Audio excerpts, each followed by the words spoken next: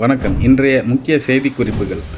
சென்னை கபாலீஸ்வரர் கோயிலில் சிலை திருடிய சம்பவத்தில் குற்றப்பத்திரிகையை ரத்து செய்ய கோரி குற்றவாளிகள் கோரிக்கை வைத்துள்ளனர். அவர்கள் தலையில் குட்டு வைத்தது போல் மனுவை தள்ளுபடி செய்த நீதிமன்ற உத்தரவை இந்து முன்னணி பேரியக்கம் மனதார வரவேற்றுள்ளது.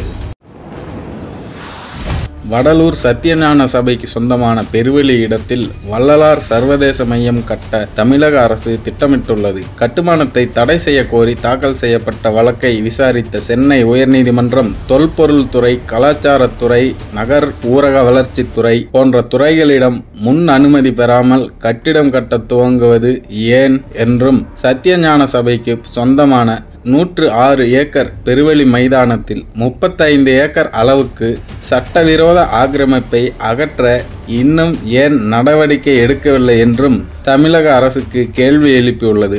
மேலும் உடனடியாக 35 ஏக்கர் அளவிலான ஆக்கிரமிப்பை அகற்ற வேண்டும் என்றும், பெருவெளி மைதானத்தின் அசல் அளவான 106 ஏக்கர் பரப்பை உறுதி செய்ய வேண்டும் என்றும் உத்தரவிட்டு நீதிமன்றம் வழக்கு விசாரணையை தள்ளி வைத்துள்ளது. தேனி மாவட்டம் வீரபாண்டி அருள்மிகு கௌமாரியம்மன் திருக்கோவிலில் திருவிழாவில் கேளிக்கைகள் மற்றும் பொழுதுபோக்கிற்காக ராட்டினம் போன்ற விளையாட்டு சாதனங்களுக்காக 2.5 கோடி ரூபாய் குத்தகை விடப்பட்டுள்ளது.